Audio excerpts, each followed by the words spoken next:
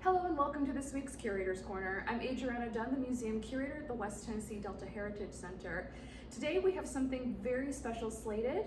We are working with our curatorial intern, and this is Neecole Gregory. So everyone say hello to Neecole. Neecole, like I said, is doing a curatorial internship, so she's here to talk about the things she's been doing with the center, as well as giving a little bit of background about her person. So welcome, Neecole. Thank you so much for being here. Thank you for having me. Well, we really appreciate all the work that you've been doing. So why don't you explain a little bit about where you're from first of all? Well, I am sadly not a Memphis native. I'm actually from the East Coast Peninsula of Maryland, from a very, very tiny town in Hebron. Oh, cool. Okay. So Memphis is a very big city compared to where I'm from. Yeah, that's awesome. So you are currently, what are you doing right now for your program? Could you explain a little bit about that? I am getting my master's degree in art history with a focus in museum practices and studies, while also getting a certificate in museum practices to certify me to work within museums. Okay. And so, can you explain a little bit about your professional background as well? I sadly have not had a lot of experience in the museum atmosphere and context, which is why I've been very thankful for this internship. But my background's mostly in archaeological and classical studies, Wow. which is where I got my bachelor's in. That's awesome. Okay. So I've been more focused on archaeological digs and focused on ancient studies as well, but I've also been paying attention and really interested in the context of ancient studies within a museum context and how they're displayed and interacted with, because I've noticed they've been interacted with differently compared to more modern arts and cultures. So that's kind of why I've transitioned into something more modern like museum practices. Awesome. Okay. So you are kind of out of the field and you're kind of settling into a museum profession. So. Yeah, I put away my fedora, got my suit jacket. There we go. Well, that works too. Awesome. So why don't you explain a little bit about your internship and what you've been doing? So you're doing a curatorial internship, and so explain to us what that entails and what you've been doing with the museum. Well, this is actually a really good step forward for me in the sense of getting experience to the top, because curators have kind of wear many hats in a sense, and they do many aspects of what is involved in behind the scenes with museums. They are working in collections, they're doing acquisitions, they are making sure that not only the museum is structured and the infrastructure of the museum is sound, but they're also seeing to the interaction with not only other museums, but their communities.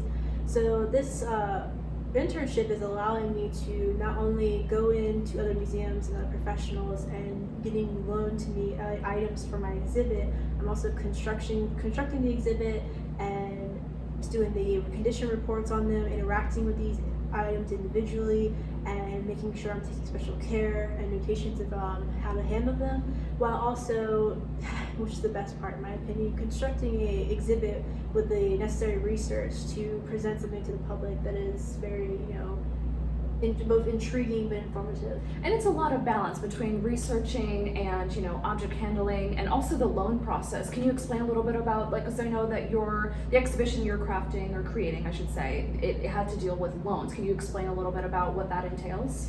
Yeah, so the loan process is another angle which I have not had a lot of experience with, because like I said, archaeology is usually the part of acquisition where museums will go out and they will acquire pieces to put in their museum. But when you get something loaned, you are going to other museums or professional institutions that have objects that you want to put in a recent exhibit. And basically you say, I have this proposal for an exhibit that is outlined as seen below. This is my reasoning for it. This is how I'm going to make the exhibit. This is how I'm going to handle it. This is basically what I want from you. If you're willing to separate with these objects, this is how long I want them, etc.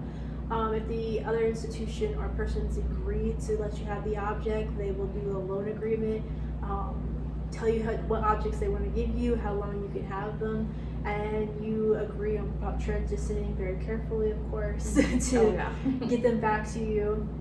And once they are within your institution, you have to do the condition report to make sure there was no damage in transition, and also make sure that you know that the way you receive them is how they're going to be sent out of your institution. So the loan process is a lot about communication and also about trust, because when someone's giving you an object, they're giving you something that they obviously value very greatly. Absolutely. Usually has a lot of sentimentality behind it. So especially with your exhibition too. Oh yes, yeah. So why don't you explain to us then? So for your exhibition, explain the title and everything that you're doing, and just give us like a full in-depth detail about it.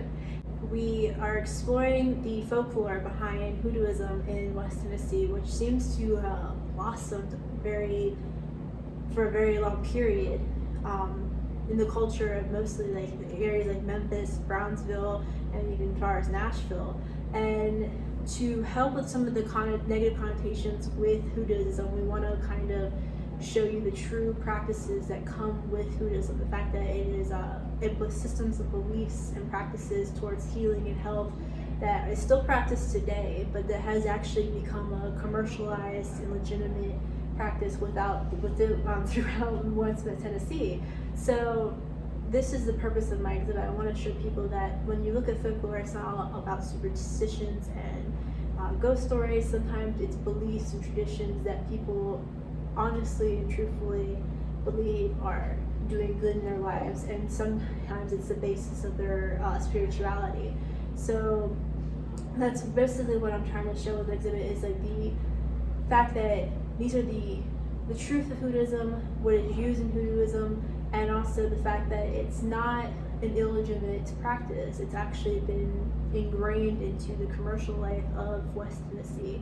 So it's been a very exciting exhibit, and it's not something that's talked about in depth too frequently because of the fact that it's been a little bit mistreated and handled in earlier days in the birthing of Memphis.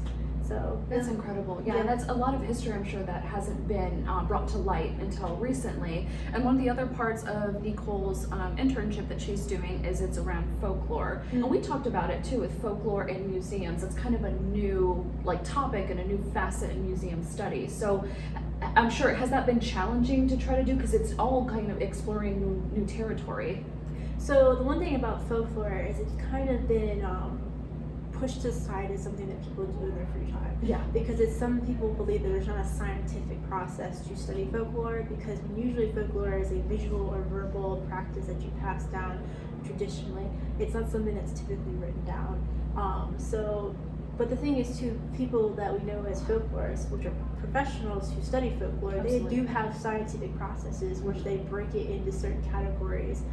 Because every piece of folklore tradition has a kernel of truth in the center that can be traced, and it's not easy. There is no archaeological record. There's no well, sometimes there is, but there's not a clear physical record sometimes of where a piece of folklore came from. So sometimes it's easy to get loose dead ends and just kind of get lost in the flow of it, because it's very verbal, and you have to also remember these are people's traditions. One thing I know about Hoodooism is that people, when they practice it, they don't think of that I'm practicing Hoodoo most of the time. They believe that I'm just doing what my grandmother told me to do when my knee feels bad, or if I'm having bad luck this day, or something like that. So they're doing folklore traditions that they've been passed on, and they don't always want to give those up to strangers. So it's not an easy job, but it's still a very concrete professional field. Absolutely. And I'm glad that we have this platform that we're able to kind of take away from the misconceptions and bring to light the truth behind it and how beautiful it is as a practice and as a culture, in its entirety. So that's awesome. Well, Neecole's going to show you some of the things that she's doing to put the exhibition together. She's done a great job compiling research, but now let's see her putting everything into fruition and kind of get some detail on what she's doing behind the scenes to get the exhibition together. Let's take a look. All right, so we're behind the scenes of Neecole's exhibition, and she is putting it together. So do you want to explain to us, give us a step-by-step of what you're doing? Okay, so I'm starting to put my exhibit together, and I have it broken up into some groups right now. I'm going to have it broken up into the reality of Hoodoo and what Hoodoo practitioners used and looked like, and then I'm going to have some of the tools that you would find in a practitioner's home, or what I call their tool bag, and then I'm going to kind of divide it into what was the commercialization of Hoodoo, when it became an actual product you could go into a store and buy, for items to go towards your Hoodoo practices. One of the objects that I have in my hand is the Master Book of Candle Burning, or How to Burn Candles for Every Purpose. along with some of the candles that would have been used to burn for a certain purpose. Now, some of the candles in Hoodoo practices, depending on the color or the name, help you for certain purposes. So if you had a blockbuster candle or a lodestone candle, lodestone would help you with love, blockbuster would help you with bad luck. So this book would help you figure out which candle you need to burn to help with each purpose. The one thing that's interesting about this book is that it's very similar to other practices of metaphysical or even other religious practices, because candle burning is not just something dedicated to Hoodooism. It's actually very frequently seen around the world in all forms of religious practices and spiritual practices. So I wanted to kind of put this out there, is that when you look at some of the tools of what a practitioner would use in Hoodooism, you might find some of them very familiar to what maybe you might use today in your own practices of spirituality and religion. That's incredible. That's incredible. And that book looks quite old. So I know it looks like an amazing fashion statement, but can you explain why you were wearing those awesome gloves? Okay, so my cotton gloves are actually very beneficial from keeping the very destructive oils on my skin from damaging the paper of this book. As you can see, this book, it is a very old and already kind of fragile book in a very fragile state. The paper is breaking off easily and brittle. These gloves allow me to keep my retention of my fingers, so I'm very aware of what I'm holding. Things won't slip out of my hands. I won't be too rough with my item, but I'll also not be able to damage it with any of the oils. Even if you wash your hands well, it's always good to make these extra precautions. Absolutely, yeah. When you're handling any type of object, and cotton is amazing with paper, so that's exactly why you do it. Awesome. Well, we again cannot wait to see this come together, and thank you for giving us kind of an insight of what you're doing, and I can't wait to see it when it's all done.